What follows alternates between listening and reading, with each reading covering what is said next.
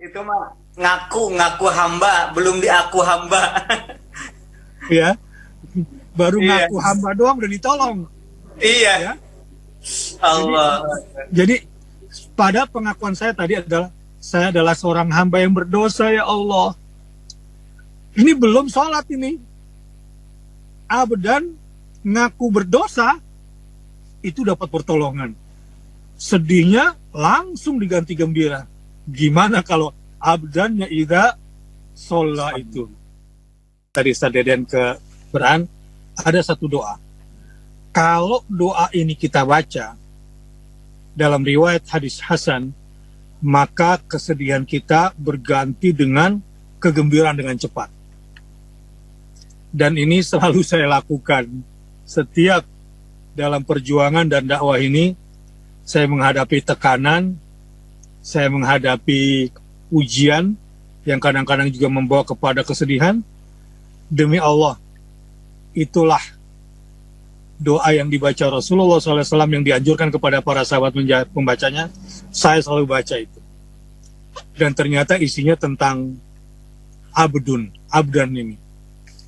Allahumma inni abduka, ibnu abdika, ibnu amatika, gitu. Pernah dengar doa seperti ini? Nasiyati biyadika, madin fiyya hukmuka, adlun fiyya qada'uka, as'aluka bikulli ismin huwa laka, sammaita bihi nafsaka, أو أنزلته في كتابك أو علمته أحدا من خلقك أو استأثرت به في علم الغيب عندك أن تجعل القرآن ربيع قلبي ونور صدري وجلاء حزني atau hazani wa dhahaba hammi, ditambah kadang-kadang wa ghammi. Ini janji Rasulullah kepada para sahabat. Barang siapa dalam keadaan sedih, tertekan, terancam, lalu membaca doa ini, maka akan Allah ganti dengan kegembiraan, dengan cepat gantinya. Kemudian para sahabat bertanya, di mana sisi hebatnya doa ini? Kemudian dijelaskan oleh Rasul, kalau begitu, setiap kami harus mempelajari isi doa ini, Rasul. Iya. Secara ringkas, apa isinya sebetulnya, Ustadz? Yang pertama, menyatakan diri ini lemah. Bahwa aku hanyalah hambamu, bapakku, kakekku, kakeknya kakekku adalah juga semua hamba-hambamu yang tak berdaya. Ya Allah, aku ini cuma hambamu yang hina dan tak berdaya. Hambamu yang lemah, yang fakir. Dan aku adalah anak seorang perempuan, ibuku juga hambamu, nenekku juga hambamu, neneknya nenekku juga hambamu. Oh, jadi sebetulnya kalau begitu yang disebut dengan abdan ini menunjukkan dulu sisi kelemahan diri dan ketergantungan diri kepada Allah Subhanahu wa taala. Nah, di situ kehebatan doa ini sebetulnya. Kita harus menyerahkan diri dulu secara total. Apa nih musibah yang menimpa kita sekarang? Ya, apa masalah yang menimpa kita sekarang? Sudahlah, akui dulu kesalahan kita, kekurangan kita, dan kemudian akui kelemahan kita selemah-lemahnya di hadapan Allah. Baru minta setelah itu. Dan meminta dengan dua. Bertawasul dengan dua. Apa itu tawasul? Bermediasi, berperantara dengan dua. Tadi saya sebutkan yang pertama itu adalah berperantara pada asma'nya, yang kedua berperantara pada Qur'annya. Insya Allah yang udah ini saya sudah baca ini sejak 20 tahun yang lalu. Berarti umur saya baru 20 tahun. Ya. Berarti baru lahir saat itu, kali baru tahu hadisnya 20 tahun yang lalu. Dan saya nulis, saya cari, tulis, saya beri keterangan, saya posting sampai hari ini. Saya tidak pernah bosan membaca doa itu. Selain itu, yang hebat juga doa apa? Doa Sayyidul Istighfar. Allahumma anta rabbi la ilaha illa anta khalaqtani, lanjut, wa ana abduka. Itulah kenapa istighfar yang satu ini disebut sebagai Sayyidul Istighfar. Ini makanya dua doa ini, kalau saya lagi susah, saya lagi sedih, saya kena musibah, saya sedang diancam, pokoknya dua ini aja. Ingin langsung merapat kepada Allah jadi hamba. Tapi harus dipahami tuh, doa tadi sama Sayyidul Istighfar. Kalau nggak salah dulu, kalau doa ketik ya, doa kesedihan gitu di YouTube atau di Google, mudah-mudahan dapat lah itu tulisan saya yang lama, kalau belum, karena udah lama itu. Berikut semua keterangan-keterangannya. Cuma saya ingin berbagi. Jadi mempraktekkan abadan idza sholla. Kita belum idza sholla nih, sebab posisi idza sholla ini udah yang tertinggi. Kalau saya doa tadi kan abadan idza aznaba. Iya. Allah, itu mah ngaku hamba, belum diaku hamba. Ya, baru Iya. ngaku hamba doang udah ditolong. Iya. Ya.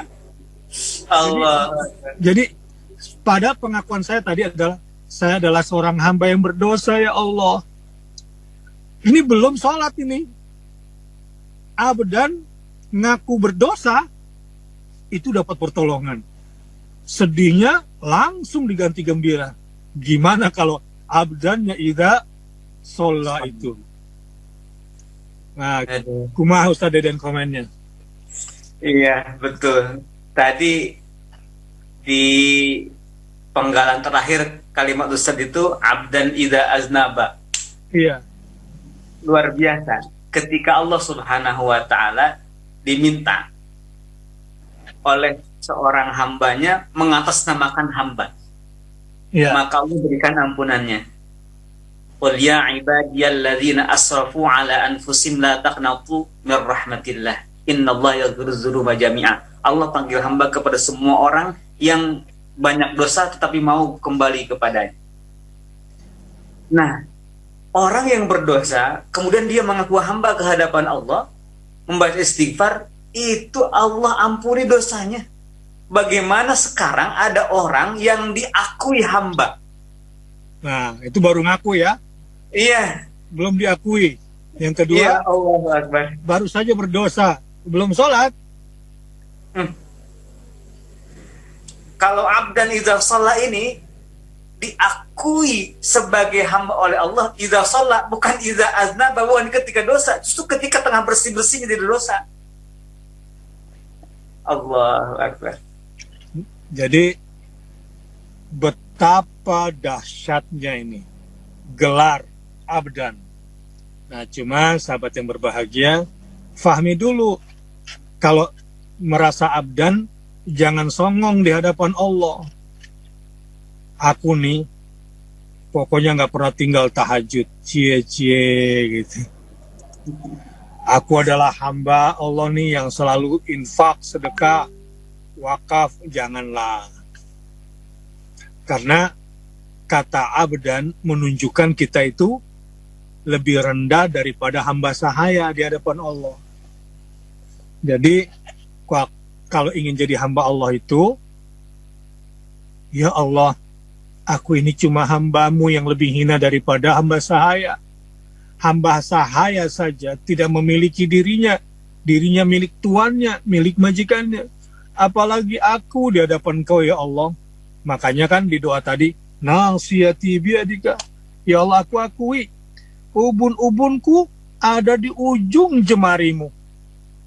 Engkau bisa cabut nyawaku kapan saja. Ya Allah, kalaupun hari ini musibah menimpaku, inilah hukummu yang sudah ada sebelum aku ada. Aku harus ridho dengan hukum ini. Kalau ternyata hukumanmu kepadaku hari ini ternyata menyakitkan aku, inilah hukummu yang paling adil, seadil-adilnya. Harus begitu posisinya. Jangan Apa sih dosa gue? Ah, itu mah bukan hamba namanya. Madin fiyya hukmuka, adlun fiyya qada'uka. Apapun yang menimpaku hari ini, itulah hukummu yang sudah lama berlaku kepada siapa saja, termasuk kepada aku. Walaupun ini sakit menimpaku, inilah keadilanmu yang teradil untukku. Gitu kalau seorang hamba. Posisinya tuh harus menghinakan diri dan ridho, gitu ya, menghinakan diri dan ridho pada ketetapan Allah. Makanya sebelum minta Allahumma inna nas'aluka ridhoka, harus kita dulu, jangan paksa Allah ridhoi kita, tapi kita belum ridho kepada Allah. Raditu billahi robba, gitu kan itu. Aku sudah ridho Allah menjadi Tuhanku, berarti aku juga sudah ridho menjadi hambanya, gitu ya. Padahal itu juga berat banget diterima jadi hambanya Allah, kan baru kegeeran doang. Waktu dia bilang raditu billahi robba, Allah senang tuh. Allah senang sama kita, tapi harus dibuktikan. Bener ya, kamu ridho ya jadi hambaku. Nih aku hukum kamu akibat kesalahan kamu. Dan yang aku hukum akibat kesalahan kamu, sebetulnya mayoritas sudah aku ampunin. Yang aku kembalikan kepada kamu sedikit doang. Ya, ini akibat kesalahan kamu ya. Karena misalnya permulaan COVID, kalau itu bukan rahmat misalnya ya, akibat mungkin gak jaga kesehatan, ya, atau kena apalah kita celaka, udah ridho sama Allah. Itu namanya hamba. Nggak usah, Tuhan tuh nggak adil sama gue. Ya, Tuhan nggak adil sama gue. Nggak bisa jadi hamba kalau begitu. Atau musibah menimpa dirinya, selalu menyalahkan orang lain. Itu bukan hamba juga namanya. Karena tidak ada musibah yang menimpa kita gara-gara orang lain pada awalnya. Semua gara-gara kita sendiri. Gitu kalau raditu billahi robba. Apalagi ngaku-ngaku wabil islami dina. Wah, ini dahsyat lagi. Apalagi tambah lagi wabi Muhammadin nabiyan. Ini lebih dahsyat lagi. Kalau ingin jadi hamba dengan 3 tingkatan itu, top. Tapi ternyata ada ya perangkat-perangkat lain ya yang harus kita penuhi ya Ustadz Deden sebelum ngaku-ngaku jadi hamba supaya dikabulkan. Silakan, apa komentar Ustadz Deden? Iya, jadi abdan itu hamba, dan dari akar kata yang sama ada kata ibadah. Ibadah itu menghamba. Sholat itu ibadah, zakat itu ibadah, puasa itu ibadah, haji itu ibadah. Bahkan menjalankan semua perintah Allah, apapun itu namanya ibadah. Dan juga menjauhi semua larangan Allah, apapun itu ibadah. Wa ma khalaqtul jinna wal insa illa liya'budun. Dan tidaklah kami ciptakan jin dan manusia kecuali untuk ibadah kepadaku. Dan ibadah itu dimulai dari illa liwahiduni, kan tafsirnya itu, agar bertauhid kepada Allah Subhanahu wa taala. Jadi di dalam kata abdan ini ada akidah yang lurus dan ada amalan yang lurus.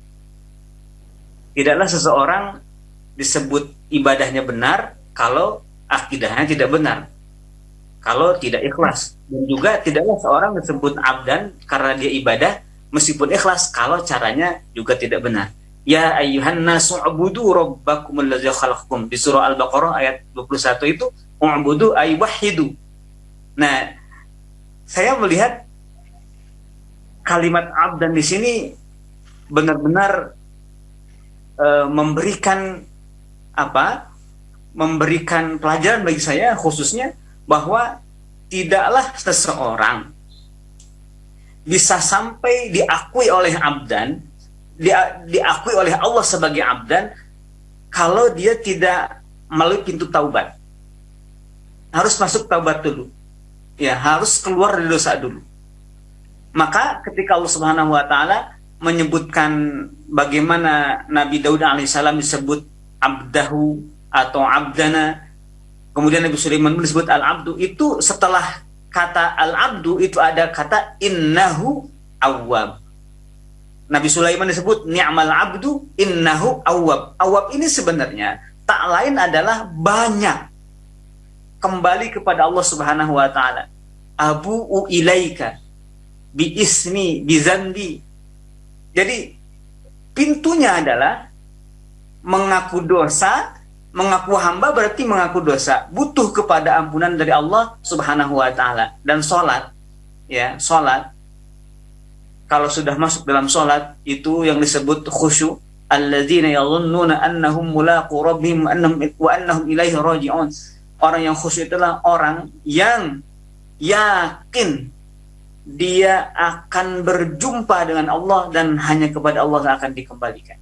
Yakin, maka itu akan khusyuk. Dan pintu itulah menjadikan seseorang menjadi hamba. Selama masih sombong, nggak bakal dipuji oleh Allah Subhanahu wa taala salat kita, nggak bakal dipuji oleh Allah Subhanahu wa taala ibadah apapun dari kita.